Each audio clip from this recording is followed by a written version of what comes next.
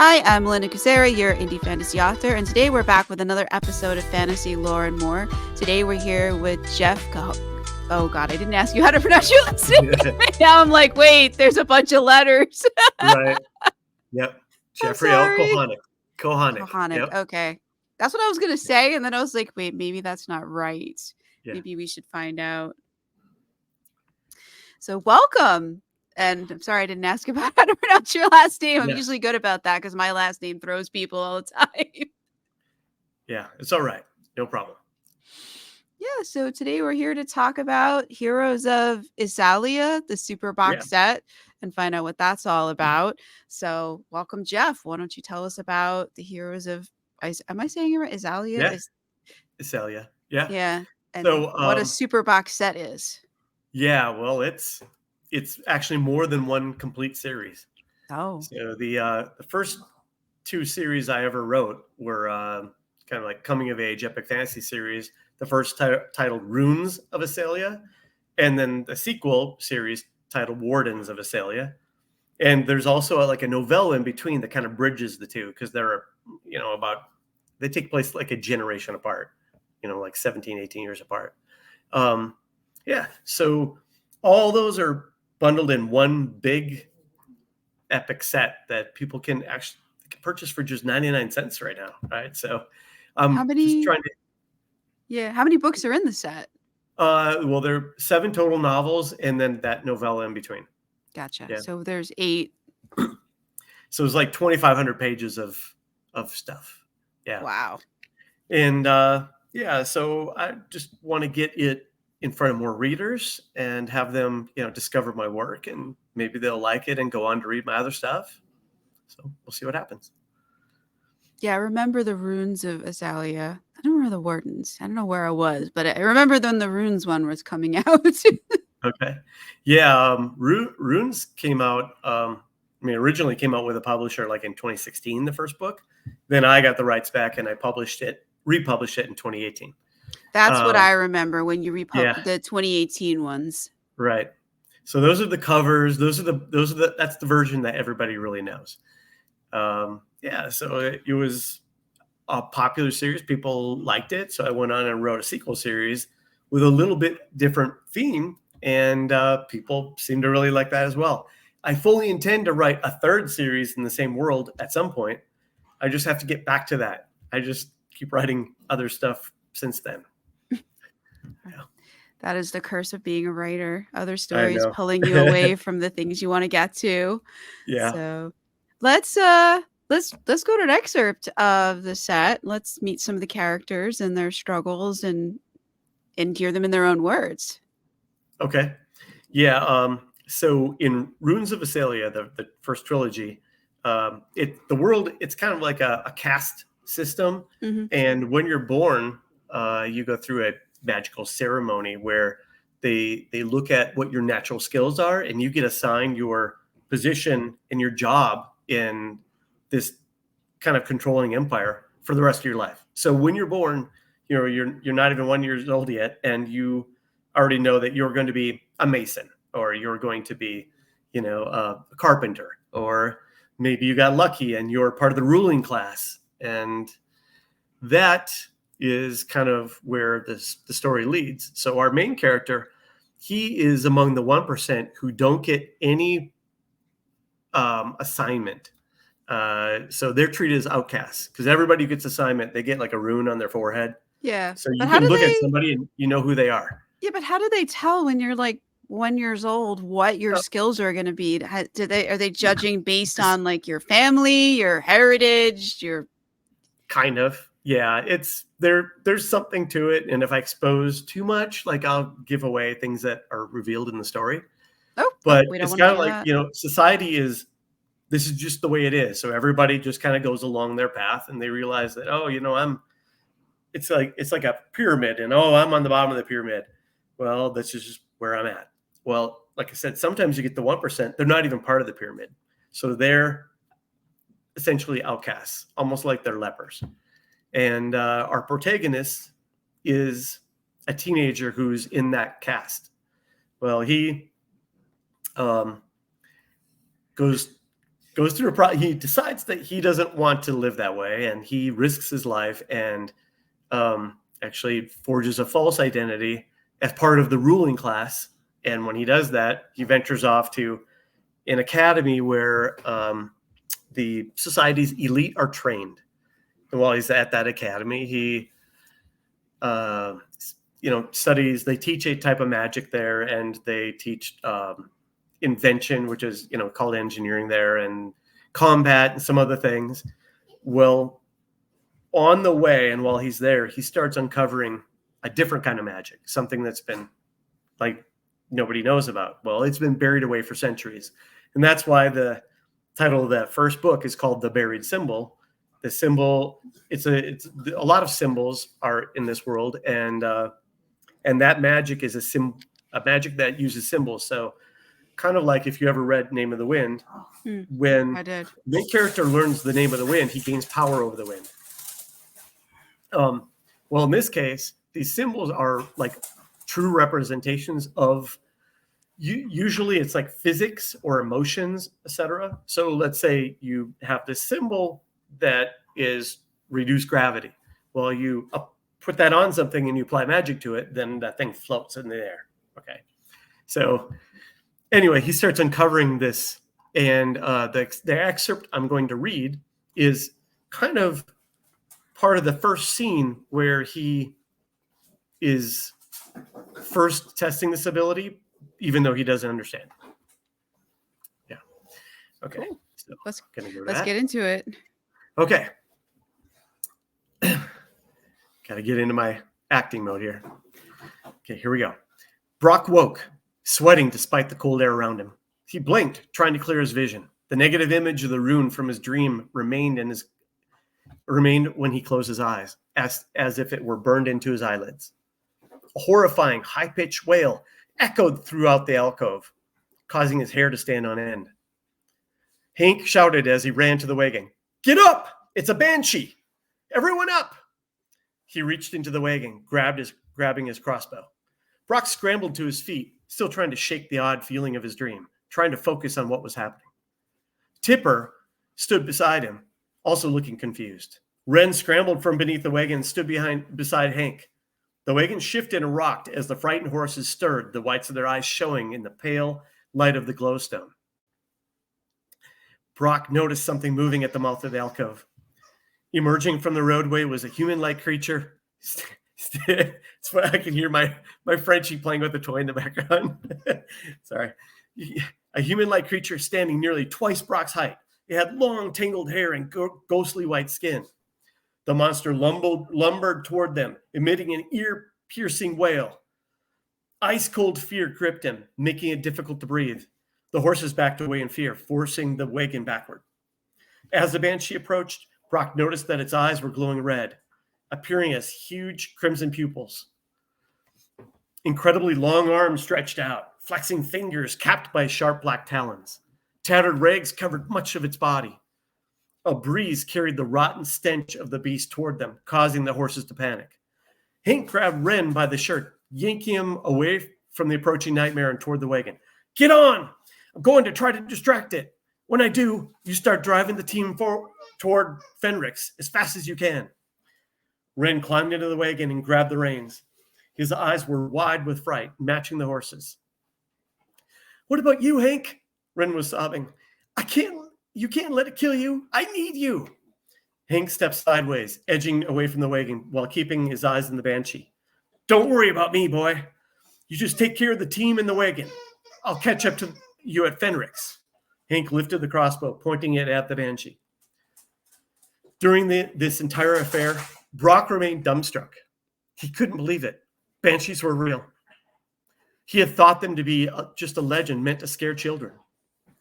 The banshee lumbered forward, approaching its prey. Tipper took a step backward and tripped over his pack, crying out as he fell. Tipper's scream diverted Brock's attention from the banshee, breaking through the shock and fear. He turned to find his friend on the ground, and he scrambled to help him. The banshee broke into a run toward them. Hank pulled the crossbow trigger, and the bolt struck the beast with a thud. The impact caused the monster to lurch back, its body twisting as the bolt pierced its shoulder. It blasted a horrifying wail, and raw terror captured Brock's thoughts, seizing his faculties as if they were encapsulated in a block of ice. The horses roared, reared, and bolted, pulling the wagon with them. The rapid acceleration sent Ren flipping over the driver's bench and into the wagon bed. In 2 long strides, the Banshee closed the distance and swung its long arm. Sharp talons struck Hank on the left side of his head, sending him spinning to land 3 strides away. The blow caused Hank's hat to fly off, flipping through the air and to settle at Brock's feet. The crossbow smashed into the rock wall, bits of wood scattering into the air as it shattered. The Banshee turned to pursue the wagon, which was now almost to the road. Its long legs allowed it to cover ground quickly, despite its lumbering gait. Ren grabbed the reins just in time to avoid plunging over the cliff edge.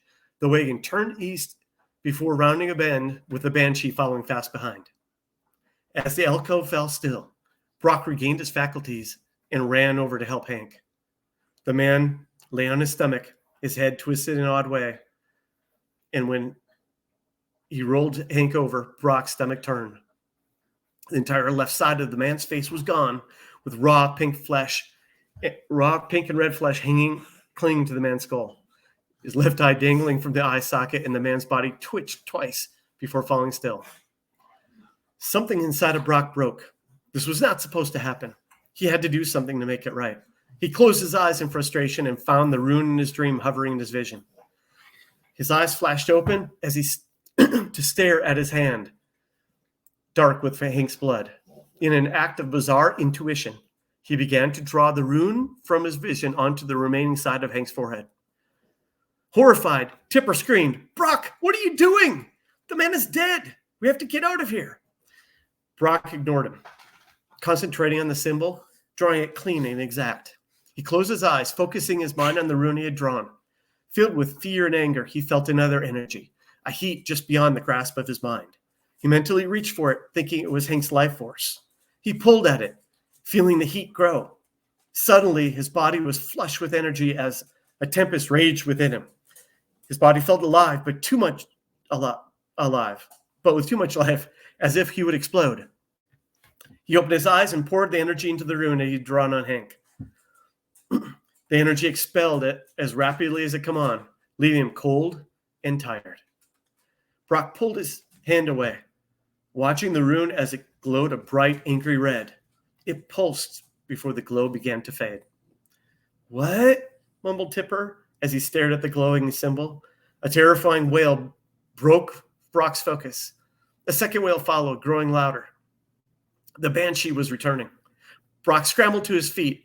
He and Tipper backed away from the entrance of the alcove, finding themselves trapped with no way out. Hank's body suddenly twitched and convulsed. In jerking motions, the torn and bloody remains of Hank began to rise. Swaying as he stood, Hank's remaining eye looked at Brock, the pupil now glowing red like the Banshee's. Bits and pieces of flesh hung from the other side of the man's face, his torn-out eye swinging as it dangled. The sight was even more horrifying than the Banshee. Brock stepped backward, away from what was once Hank. "What have you done?" Tipper whispered. Brock just stared, shaking his head. This was not what he wanted. This was not supposed to happen. Hank turned and shambled toward the road. The Banshee reappeared and blasted another horrible wail. Hank attacked it. As Hank ran toward the monster, it swung a huge arm and caught the man in the shoulder, sending him spinning to the roadway nearly over the cliff. The Banshee wailed and lumbered forward. Hank stood to face the beast, his left arm hanging limply, his shoulder torn wide open. Again, the Banshee swung at Hank, but Hank's living corpse swung into the swing and latched onto the monster's arm. The weight of a full-grown man at the end of the Banshee's long arm pulled it off balance. It took a step, teetered for a second, and disappeared over the edge with Hank still latched on. A screeching wail followed, growing only more faint as the distance grew, until it stopped. Brock and Tipper ran to the edge to see what had become of the two horrifying beasts, but they could only see dark water of the river far below. Okay, so there's my scene. I guess it's a little action scene with a little mystery. Yeah, no. Okay, so this is at the beginning of the first book? It's pretty near the beginning of the first book. So okay. This is early on. Well, Brock, the main character, and his friend are journeying to this academy where he would, train and, develop himself. Yeah. And So, learn well because yeah, he didn't get a rune. So what are right. the But yeah.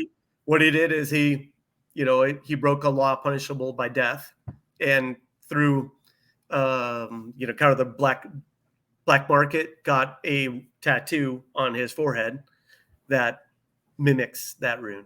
Yeah. Okay. So Okay. they think he's something he's not, but a big part of the story is the fact that when Brock goes to school, he's actually really good at almost everything that they have him do. And the way the society was created, there's an intentional, predetermined prejudice against people who are, don't have this rune. They're treated as outcasts. Yet he's one of the people who would, through his natural abilities, should be a leader, should be one of the people who help make society better. And his actions kind of demonstrate that. So, like, it was a little bit of undertone. Like, I get some readers that say, like, oh, I don't like the fact that Brock is so good at all these things. He's not good at everything, but a lot of things. But that was my point. The point was, society should judge people by the quality of their character and their abilities to help society, not by how they look or some predetermined trait, So Yeah. that was our underlying part of the story. Now, his bringing back this long lost magic is a major catalyst and central point of the overarching series, and that ends with, I don't know, like, kind of like a little bit of a rebellion and versus against the Empire. And then in the sequel series, which happens 18 years later, kingdoms of old have replaced the old empire, and everything's good. But then the empire is trying to return, and what the main point of that story is you've got teens and young adults that are recruited to a secret agency as wardens, and these wardens their task is to infiltrate and sabotage the empire's attempts at trying to take over the world again, basically, and prevent war. So basically, their job is to stave off war. So it's a lot of super spy stuff and magic with magic powered gadgets and things like that. That's a fun series. Do we see characters from the first series, the Rune series, in the second series, the Warden series? Yes, as adults, and many of their children are the main characters in the sequel series. So it's really, for people that like the first series, the second series was kind of written to really give them everything that they wanted and more. And that I find that that's what happens. People who love the first one, like, they adore the second one, and they're like, write me a third one. Like, but I wanted to do this other thing, and then this other thing. Yeah. If you did a third one, what would you? Yeah. So where would you go from here? Yeah. So there is kind of a storyline in the second series that happens in the background, and it doesn't get fully resolved. And it's basically like them. They're going to have to find a way to stop an oncoming apocalyptic event. So that's kind of what's happening, and it's something to do with magic. I don't want to say more because I'll give it away. But yeah, I already know what that story is. Yeah, I just need to write it. And who are you gonna have it be the kids of the characters in the second series? Yeah. Or So what happens is, as that second series goes on, the Wardens of Issalia series goes on, the adults, the ones that were teens and heroes in the first series, come into the fold and are a big part of how the series ends. Well, they would all be in that sequel series, at least all of those that survived to that point. Yeah. So yeah, that's kind of, for me, characters that's my favorite thing about writing and reading. So mine too. So when you get characters that you love, the more you get to write those characters, and the more that the people who the readers get to experience those characters, like it's just fun for everybody, right? So yes, I 100% agree. I've yeah. stopped reading series because they killed off my favorite character, and I was like, well, I don't have any other reason to read. I don't like the rest of these characters. I don't remember what Yeah. series that was, but I was like, okay, I don't really ever. Thanks for killing off my reason for continuing. Yeah. It's why I stopped after like 4 books into Game of Thrones, because every time I liked a character, they killed that character, Oh, and I then didn't even finish the first book. I was they like, took a character this is I not hated, for and it me. made me like him at the end of the 4th book. I'm like, okay, I just can't handle this anymore, so I'm done. Yeah, Yeah. that was me. It was like, this is not for me. Yeah, you kill my character, you kill my reason for reading or watching or whatever. So Yeah, there's got to at least be some main characters to hold on to. When everybody yeah, dies, it's not my thing. yeah. I mean, even if there's other characters, like if I don't like that, I'm Yeah. not I'm not continuing the series. I'm sorry. If you kill off my favorite, I'm out. Yeah, I hear you. So that means I'll never kill my favorite characters in my books, because then I won't have a Yeah. reason to write that series anymore. It goes both ways. Yeah, I have a series that it also ended in sort of a end of the world kind of event. And as the series came to an end, I end up killing off some of my favorite characters. Not the central ones, but the ones just outside of that. And it was a little hard. And I know I've had a lot of readers reach out to me and tell me that it was hard for them to go through that. Yeah. Yeah, it's rough, you especially if you care about the character, just, Right. it's really rough. I know I you develop a relationship with them. Yes. I Yeah. don't I don't like authors who just kill them off. I mean, that might make a great story, it might make a great thing for you, but you have to realize that I'm not gonna buy any more of the books in there Yeah. because you destroyed my reason, you know? I was reading for this character, and now they're not there anymore, so Yeah. I find it especially bad when their death doesn't even advance the plot, not even the core plot or a character subplot or anything. Like it's like, well, yeah. it should do something that has an effect, like that a reader can look back and say, oh, that death made this possible, right? But when the people just randomly died, like, oh well, that doesn't feel right to me. Yeah. I agree. Yeah. I would totally agree. So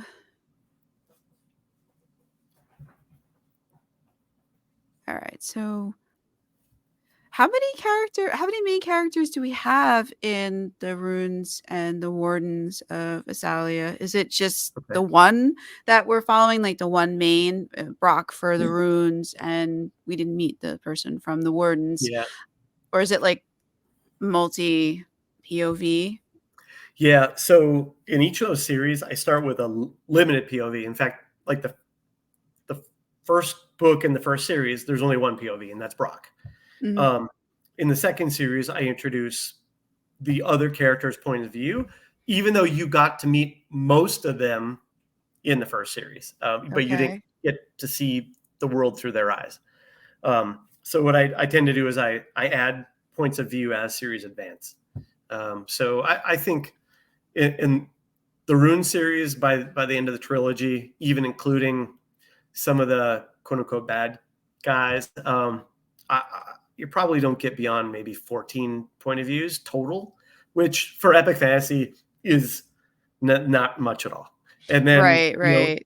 that number probably in a 4-book series of the sequel, series Wardens of Issalia, it's maybe 20 in total point POVs, but in the end, your core central characters in each, you got about 6 people. They're your central characters.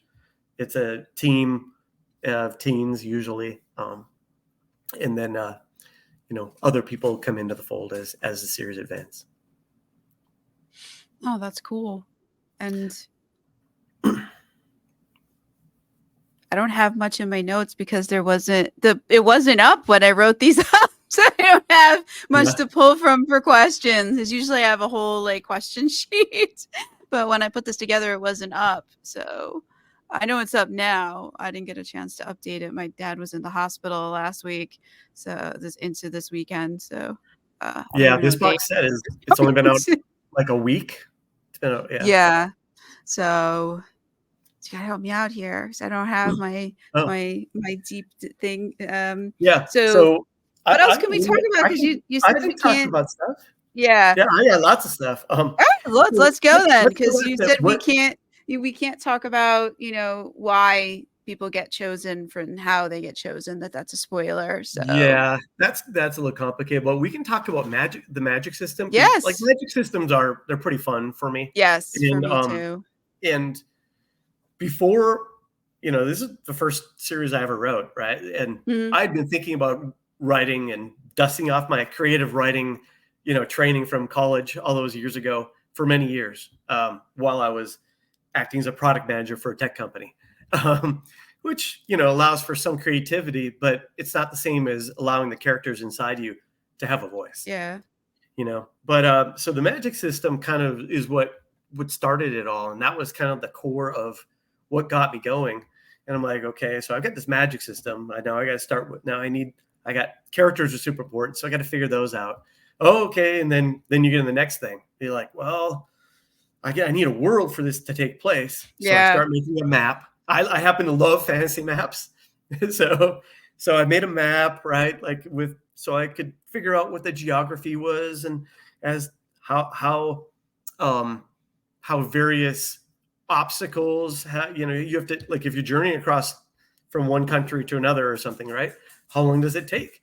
I mean, how do you get past this chasm? Or this chasm, what kind of danger does it present? A desert, how does that affect your journey, right?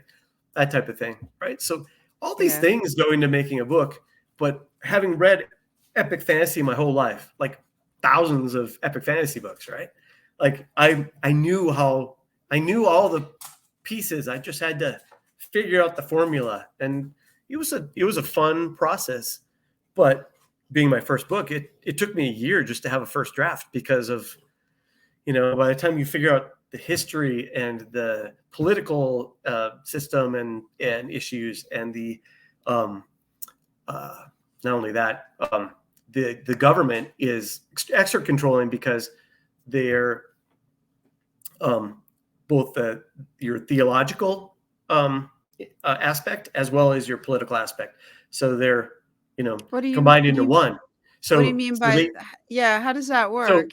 so it's kind of like, imagine if the Pope ruled the world, right? So Ah, how much power do you have? I can tell you what you need to do if you want to reach the afterlife. You have what you have to do every day. So they have an inordinate amount of control over how people think and how they live their daily lives. And that control was it was intentional, because they're trying to prevent certain things from happening.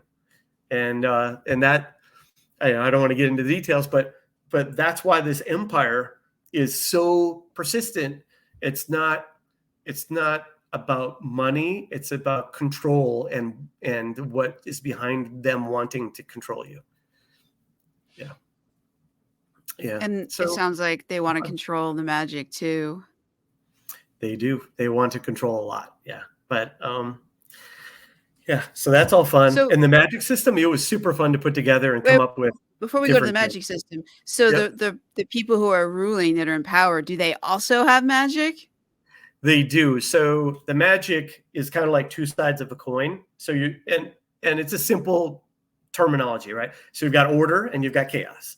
Mm-hmm. So that's obviously been done before in fantasy, but it's simple. And order is the magic they have, and it's the magic they teach at the school, and it's like it's internalized magic, and it has to do with things such as healing and prophecy. And so in the story with prophecy is very simple. Um, it's kind of taking intuition to another level. So, and it's easier to do prophecy about one person in a very short period of time looking forward. because all you're doing is you're almost extending intuition or what you feel might happen. But to be able to do true prophecy, where you can, say what might happen, if a series of events take place to the entire world, those are, those people are few and far between, and it's a major thing, right? So, yeah. So you've got this internal magic. They do other things too. I'm trying to remember what they all are. It has been a but while. the rulers definitely have magic, so they have magic. they're But trying like I said, it's more internal magic, and even healing is just somebody extending themselves into you. Yeah. And why don't they have the external drawing on your energy? Yeah. Like, and applying your energy toward your, like we all use energy as we live, right? And so drawing your energy and applying it directly to your wound. So rather than your wound having to take 2 weeks to heal, it might take 20 seconds, So, right. But it exhausts you and leaves you starving. Yeah. Right. Because it's drawing all your energy. So you need to refuel. So it's stuff like that. That's their magic. How come they don't have the external, the throwing the fireballs the external magic, the rune? That's the chaos magic. Yeah. So that's drawing from external energy, right? So sunlight, heat, kinetics, magnetism, whatever, right? There's external energy all around you. Yeah. Right. Kind of so my it's drawing favorite. from that, it's the external, and then applying it, right? And yeah, and it was fun coming up with things for that. That excerpt I read. I mean, that one is animate. So you can animate something. And in that case, he animated a dead body. It came to life, and it basically did his bidding, even though he had no idea what the hell was happening. And, right? and now you have Walking Dead in your. Yeah, exactly. But chaos magic, it expels, right? It does not last forever unless later on they figure out how to do they figure out how to do augmentations that do last forever, because these are called augmentations, by the way. So temporary ones and permanent ones. But the permanent ones are like you find that out as here's a fun thing about the series. I didn't even know what progression fantasy was, and I wrote it. Right. Yeah, so it's one of these things where somebody starts with nothing, and then slowly they stack on more and more things that they can do. And by the time they get to the end of the series, like you got a pretty powerful, person in Brock and some other people who learn to do the same thing. And then you go to Wardens, and then you start that again with another way of applying it, which I don't want to reveal, but I mean, that's a fun series too. And I will say that one thing that's unique about that series for me is one of the two main characters that start with book one.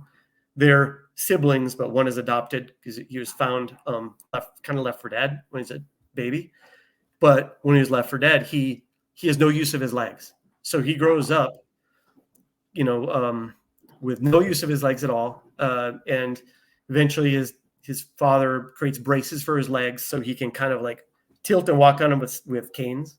But that's it. But he's brilliant.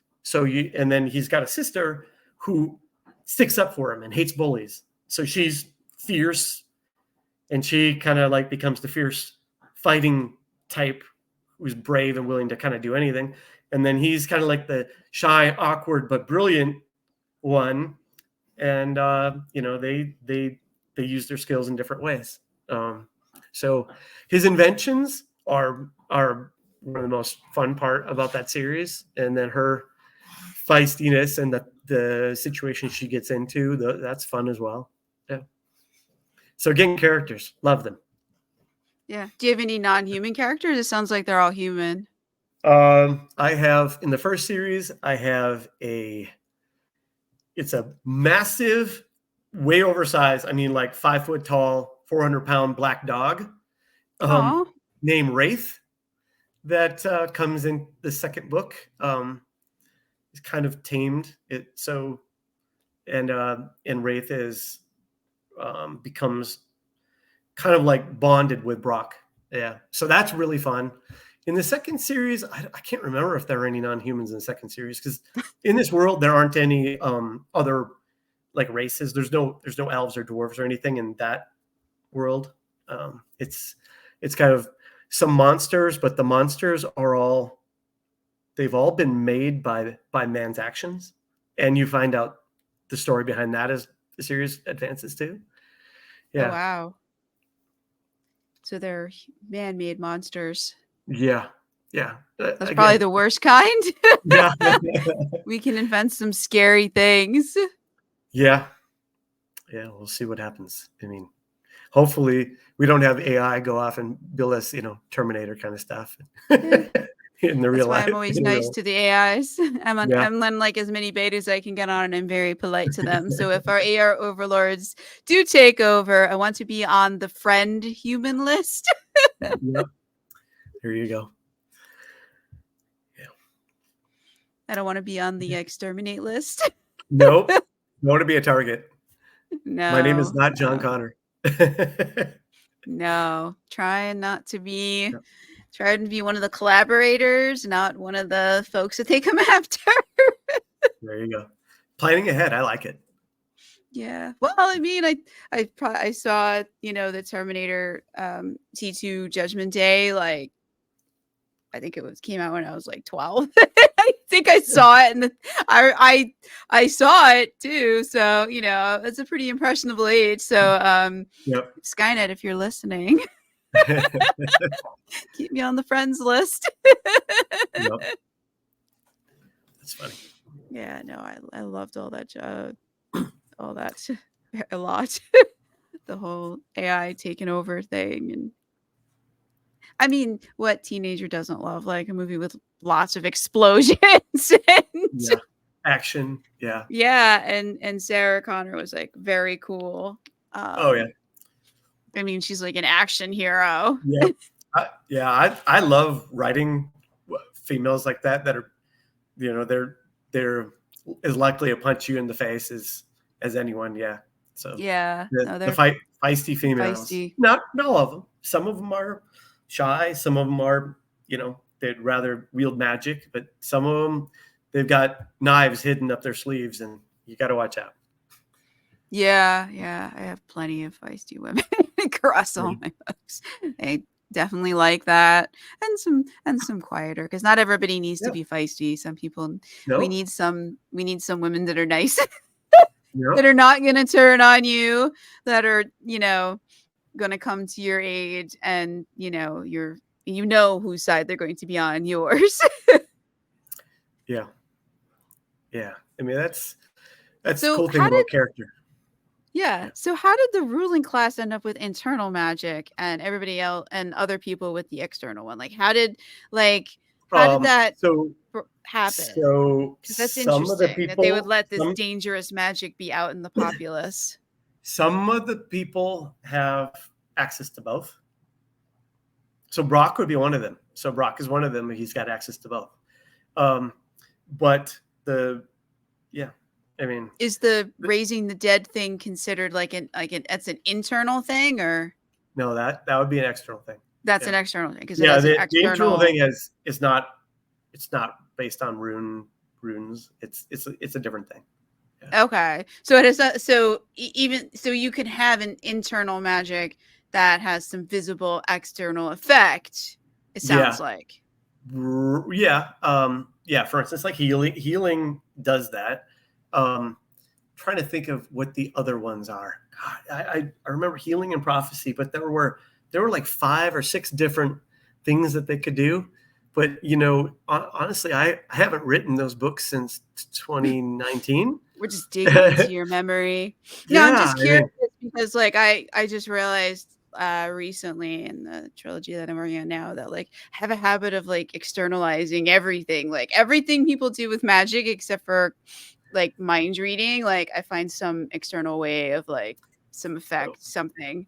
I don't know. It's just interesting, and hearing that you have that yours is so very different. Yeah, that is one thing. So you can, certain people, if they're very strong in this, they can form a bond and they can communicate over distance. So Brock is able to do that eventually with somebody. I have no idea if that's possible in my world. So, I have some scary telepaths, and I don't want to unleash them on people at a distance. I don't want to know the answer to that right now. Yeah. That'd be scary. That'd be like that spooky action at a distance. Yeah. This particular character is a trickster, though. Yeah. I really enjoy writing tricksters. So I have them in most of my books too. Ironically, not really in the first series, but in pretty much all the others, in various stages of how central they are. Mm-hmm. Right. My Wardens of Issalia book, there's a trickster, but he's a side character and more like a teacher. But yeah, in like all my newer books, my Wizardums books, I mean, I've got a trickster named Jace/Jarrell. He goes by both names, and he's like he's most people's favorite character because he's a good source of comedy because you never know what's going to happen. Yeah, my trickster is not human. No. you can't predict what he's going to do, or even if he's going to be on your side. He's also very powerful. So yeah, that's fun too. Not sure if he's going to be helping the antagonist or the protagonist, and he may just switch sides because sounds a little like Loki. Kind of like he gets a little like Loki. That, but yeah, you're never really sure if Loki's on your side or not. His heart's usually in the right place, though. My character, he has a strange way of like showing it, though. Yeah, I'm not gonna give any spoilers away on that one, but if anybody has read book 9, you know exactly what I'm talking about. But yeah. No, that's awesome. So there's a trickster in the runes and also in the Wardens. Is it actually comes in so that series includes a novella in between.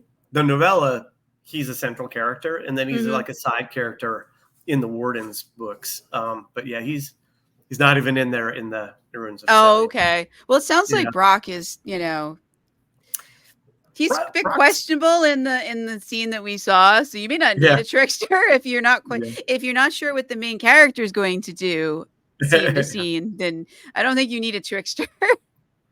Yeah, I mean they end up forming like he's got a good team. He's got like there's like the really intelligent kind of nerdy guy on his team who creates inventions. That he's got a big massive warrior kind of friend. Another one who's great with a bow.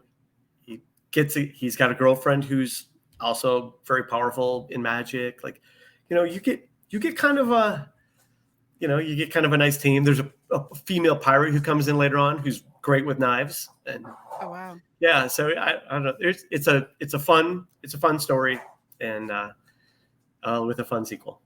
So I think for 99 cents. Or free in KU because those books are in KU, Kindle Unlimited. People pretty much can't go wrong. No, it sounds like a great deal. I think I bought a copy of it when I saw it the other day. I'm pretty sure that I did. Yeah, 99 cents is a steal for 6 books and 1 novella. 7 books and 1 novella.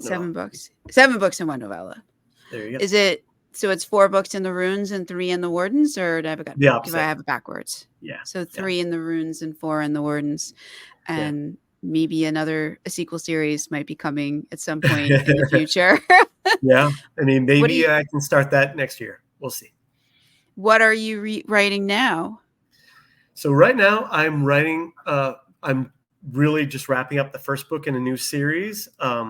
It's only been announced by newsletter so far, but I think the first book will come out in October, and the book is titled The First Wizard, and it's literally the story of the first ever wizard in a world that is, I don't know, something in between Lord of the Rings and The Witcher, I guess. Mm-hmm. Is this a new world or a world that that other books are set in at the moment? That's complicated to answer. It's in like a time and place that's different than anything I've written before, but how it connects to other things, readers can find out. Oh, okay. That's a spoiler. Okay. Yeah. So you'll have to look out for that. My series all connect to each other in some way. Yeah, and mine you do too. find out somewhere along the way. Mine are pretty obvious how they connect. There's one character who's in every single one. So he's the connection, unfortunately. Yeah. Well, you write whatever works for the story you're telling until you're ready to start another story. It's just what happens. Mm-hmm. Yeah. Oh, this is fantastic. Is there anything else you want to say about the superset or I anything do one else? unrelated thing to say, at Sure. least unrelated to Heroes of Issalia. For people who might be collectors and want something really nice to put on their bookshelf, I have, all my books right here behind me. I'm actually about to launch a Kickstarter campaign So am for. I. So I've got a series called Fate of Wizardoms. Fate of Wizardoms, and if you don't know, a wizardom is a kingdom ruled by a wizard. So it's a land where wizards rule and magic reigns supreme. But anyway, I'm doing a Kickstarter for collector's edition omnibus versions of those books. So it'll be like faux leather, foil stamped, gilded edges, color map, interior illustrations, etc. And takes 6 books and combines them into 2 thick hardcovers, like 900-page hardcover set, books that you can put on your shelf and collect. So if anybody's a collector and are interested in the series, and is my best-selling series with well over 300,000 copies sold or units sold by now. But you can put one on your shelf and it'll look pretty, and you could read the series, and there are other perks. So I've got a lot of other perks to announce in the campaign. So anybody interested, check it out. Fate of Wizardom. When does that start? It's up for pre-order now. It'll go live in the last week of August. Okay. So, and how long will the campaign run for? It's just 30 days. 30 days. Okay. Yeah. So at end of September, we'll see how many people backed it. But yeah, so it's collector's edition. It's not a small campaign. Like I need to fund at least 15 grand to even make the campaign work. Oh wow! But so you're doing the print run. When you I'm said doing leather with the guild, I was like, yeah, that's got to right. be a print run. It's a big print run, right? But shipping is anywhere in the world, and yeah, it's a print run, and it takes a while too to print that. So the books won't ship until like February. And how many copies do you need to sell for that print run? I know I need the print run to be 500 of each. Oh, So that's 1,000 total. Wow. And each book, those books are expensive to produce and get here. No, and there's I'm a lot of stuff going on. I'm working on a Kickstarter too, but I decided not to do the leather and the gilt edges, but to do just the hardcover, just to collect them all in a hardcover and keep it simple for the first one. So yeah, so I'm very much aware because I priced some of this out and I was like, I don't think I can do this right now. Yeah. Well, I'm partnered with Merrick Books, and they've done this numerous times. So I would say they probably fulfilled a dozen and have done maybe 2 or 3 times that for campaigns that are similar. Oh, so they're handling the fulfillment. Yep. All I gotta do is sign them, and it's fun. I sign all the basically sign the front pages ahead of time, and then they get bound in the book. So that's how so they're actual my signatures. It's not. That's very cool. Copy. Yeah. That's very cool, and they're called Merrick Books. Yeah. Someday I'd like to do the leather and the gilt and the whatever, but I wanted to run like one Kickstarter. I needed to run like a Kickstarter just to see like what is the interest and stuff. And what is it like before I like dive into something like that? Yeah, it's a little scary. So I don't know. We'll see what happens, but it shouldn't be that scary because if it doesn't fund, nothing happens. It's just when you fund that the struggle begins. Yeah, I'm confident it'll fund. I just don't know how far it will go. Yeah. We'll find out. Well, I hope you go really far. I've seen some fantasy campaigns get over 30 grand for indie authors. So I think I've seen one go 4 even or 5 higher. times that number. Yeah. So I Yeah. hope you do really well. That's awesome. Yeah, hope so. That's awesome. Yeah, check it out on Kickstarter. Yes, I will. I will.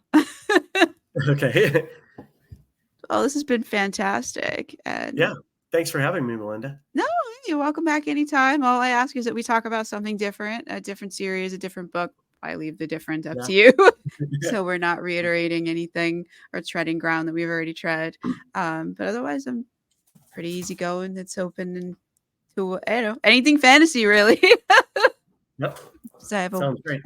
Yeah, no, and you're welcome back anytime.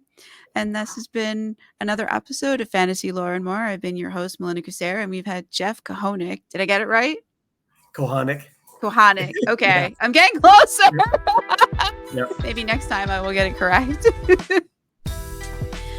And we've been talking about a superset of 7 books, 8 books. 7 books plus 1 novella. There you go. Heroes of Issalia. Heroes of Issalia. Thank you so much. Have a great day or great night wherever you are.